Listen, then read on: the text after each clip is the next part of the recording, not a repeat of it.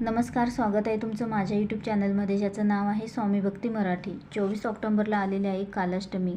तर या कालाष्टमीपासून ते 31 ऑक्टोबरपर्यंत लक्ष्मी प्राप्तीची अतिशय उच्च कोटीची एक सेवा आपल्याला करायची आहे. तर ही सेवा वर्षातून एकदाच करता येते आणि खूप प्रभावी सेवा आहे. तर आपली आर्थिक प्रगती होण्यासाठी खूप सुंदर आणि प्रभावी सेवा आहे. तर ही सेवा आपल्याला 8 दिवसांची करायची आहे. तर ती कशी करावी, तर याबद्दलची संपूर्ण माहिती आपण या व्हिडिओमध्ये बघणार आहोत. तर व्हिडिओ स्किप न करता संपूर्ण बघा आणि जे कोणी नवीन असेल या चॅनलवरती तर सबस्क्राईब करा.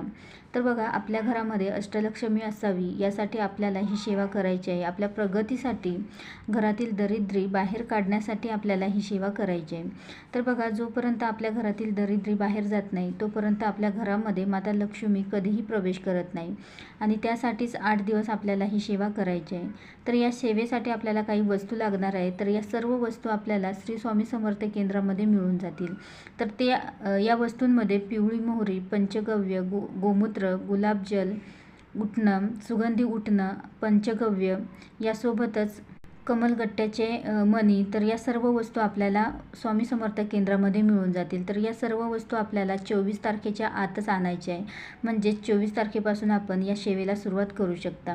तर ही सेवा आपल्याला 24 ऑक्टोबरपासून सुरू करायची आहे. तर रोज सुगंधी उटण्याने आणि पंचगव्य अंघोळीच्या पाण्यामध्ये टाकून आपल्याला अंघोळ करायची आहे. तर यामुळे नकारात्मकता, वाईट शक्ती, वाईट बाधा कमी होते.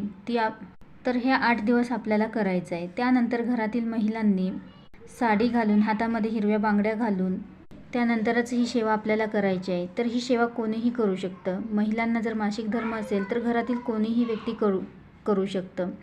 त्यानंतर 24 ऑक्टोबरला कुंकुमार्चन ही आपल्याला सुरुवात करायची आहे. तर घरातील स्त्रीनेच कुलदेवीचे आवाहन करायचं आहे. रोज कुलदेवीच्या फोटोवर किंवा मूर्ती किंवा टाक असेल तर त्यावरती आपल्याला कुंकुमार्चन करायचं आहे आणि कुंकुमार्चन करत असताना नवार्ण मंत्राचं आपल्याला पठण करायचं आहे. फोटो आणि टाकावर कुंकुमार्चन करताना हाताच्या 5ही बोटांनी कुंकुमार्चन करायचं आहे. तर ही सेवा सकाळ, दुपार, संध्याकाळ केव्हाही तुम्ही करू शकता. त्यानंतर रोज 24 तारखेपासून आपल्या मुख्य दरवाजाच्या प्रवेशद्वारावर लक्ष्मी पद्म, गायत्री पद्म काढायचे आहे, रांगोळी काढायची आहे आणि प्रवेशद्वाराच्या दोन्ही बाजूने गाईचे आणि लक्ष्मीचे पावलं आपल्याला काढायचे आहेत. तर रोज 8 दिवस आपल्याला हे काढायचे आहे.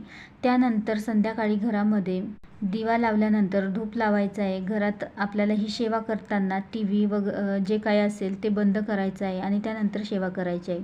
तसेच 8 दिवस रोज घरामध्ये गोमूत्र आपल्याला शिंपडायचं आहे. तर दिवाळीला माता लक्ष्मी आपल्या घरामध्ये येणार आहे आणि त्यासाठीच त्याआधी आपल्याला घरातील जी काही नकारात्मकता, वाईट शक्ती असेल, घरातील जी अलक्ष्मी आहे तर ती बाहेर काढायची आहे. जेणेकरून माता लक्ष्मी आपल्या घरामध्ये प्रवेश करेल आणि ती स्थिर, अखंड आपल्या घरामध्ये राहील. तुमचं भाड्याचं घर असेल तरीही तुम्ही ही सेवा करू शकता. त्यानंतर माता लक्ष्मी आपल्या घरामध्ये माता लक्ष्मीला आमंत्रित करायचं आहे. तर त्यासाठी रोज आपल्या घरामध्ये आपल्याला सेवा करायची आहे. तर सेवा कोणत्या करायच्या आहे, तर बघा, जी पिवळी मोहरी आणि रक्षा आहे तर ती आपल्या उजव्या हातामध्ये घ्यायची आहे आणि 11 वेळा वेदोक्त सुक्तम याचे पठण करायचं आहे. 11 वेळा कालभैरव अष्टकमचं पठण करायचं आहे. 1 माळ श्री स्वामी समर्थ या मंत्राचं पठण करायचं आहे आणि त्यानंतर हातातील रक्षा आणि पिवळी मोहरी घरातील सर्व कोपऱ्यांमध्ये आपल्याला टाकायची आहे, फक्त टॉयलेट, बाथरूम सोडून. त्यानंतर दुसऱ्या दिवशी झाडताना आपल्याला ती मोहरी, जे साहित्य आपण टाकलं आहे, रक्षा आणि पिवळी मोहरी, तर ती आपल्याला निर्माल्यामध्ये टाकून द्यायची आहे.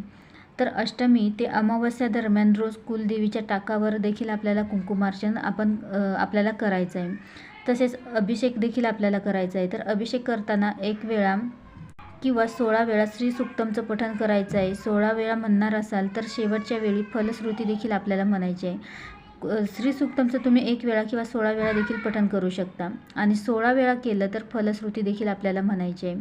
त्यासोबतच 1 वेळा पुरुष सुक्तम देखील म्हणायचं आहे. तर स्वामींच्या मूर्तीवर देखील आपल्याला अभिषेक करायचा आहे आणि अभिषेक करतानाही आपल्याला श्री सुक्तम आणि पुरुष सुक्तम पठण करायचं आहे. तुमच्याकडे मूर्ती नसेल तर तुमच्याकडे जर फोटो असेल तर तो समोर ठेवून त्याला हिना अत्तर लावून आपल्याला ठेवायचा आहे आणि त्यानंतर आपल्याला आर्थिक प्रगतीसाठी 24 तारखेपासून संध्याकाळी ही आपल्याला एक सेवा करायची आहे. तर त्यासाठी आपल्याला 2 कमलगट्ट्याचे मणी आपल्या उजव्या हातामध्ये घ्यायचं आहे आणि त्यावर आपल्याला मंत्रजाप करायचा आहे. तर 16 वेळा षोडशी मंत्र आपल्याला पठण करायचं आहे. 1 माळ कमलात्मक मंत्र पठण करायचं आहे आणि 1 माळ श्री स्वामी समर्थ या मंत्राचा जप करायचा आहे. तर बघा, डाव्या हातामध्ये आपल्याला माळ घ्यायची आहे आणि उजव्या हातामध्ये आपल्याला कमळगट्ट्याचे मणी घ्यायचे आहे. तर हे रोज आपल्याला ही पण सेवा करायची आहे. आणि एखाद्या दिवशी तुमची सेवा राहून गेली तर ज्या दिवशी म्हणजेच 25 तारखेला तुम्ही सेवा केली, 26 तारखेची राहून गेली, तर 27 तारखेला आपल्याला पहिल्यांदा आपण 2 मणी हातामध्ये घेऊन सेवा केली आणि ती सेवा झाल्यानंतर परत 2 मणी घेऊन आपल्याला सेम याचप्रमाणे परत सेवा आपल्याला करायची आहे, जी रोज आपण करणार आहोत.